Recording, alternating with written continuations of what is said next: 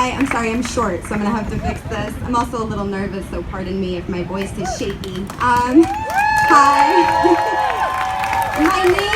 My name is Natalia Berthet Garcia, and as Liza mentioned, I am an organizer at Jobs with Justice. Yeah. I am also a DACA recipient. When I was 5 years old, my family came to the US from Uruguay, and I grew up knowing exactly what it meant to be undocumented. At the time, the word illegal was used, right? And I remember hearing whispers of that in the kitchen at night when my parents would talk about whether or not they made the right decision by coming here.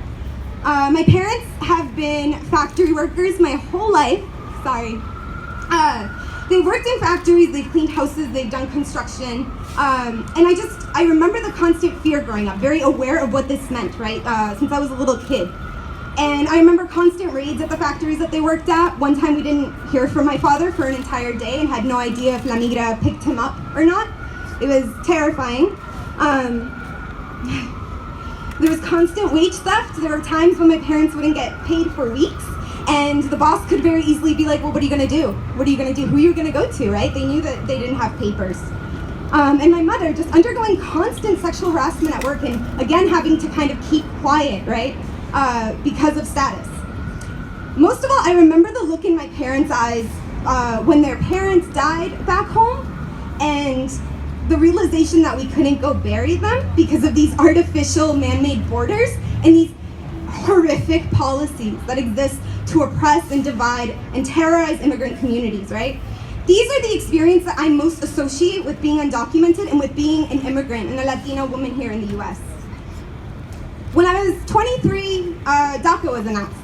And I really vividly remember that day because I remember scouring it over and over, the announcement, right? The policy details to see where it was that my parents, my tia, my neighbors, my family members, and 11 million other people fit in, right? And this was always the problem with DACA. And I had these complicated feelings about it. I was relieved for myself. I had these visions of a driver's license so I could help drive my mom and dad to work. I had these visions of being able to work a job that didn't exploit and undervalue my labor.